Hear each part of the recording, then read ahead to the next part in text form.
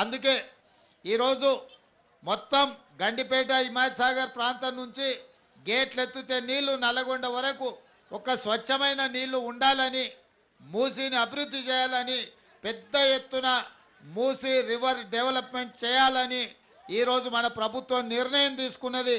హైదరాబాదు నగర అభివృద్ధి కోసం, మూసీ పరివాహక అభివృద్ధి కోసం 5 ఏళ్లలో 1,50,000 కోట్ల రూపాయలతోని ప్రణాళికలు సిద్ధం చేసి తొందరలోనే పనులు ప్రారంభించబోతున్నామని చెప్పి మీ అందరి సమక్షంలో ఇవాళ మనం ప్రకటించుకుంటున్నాం.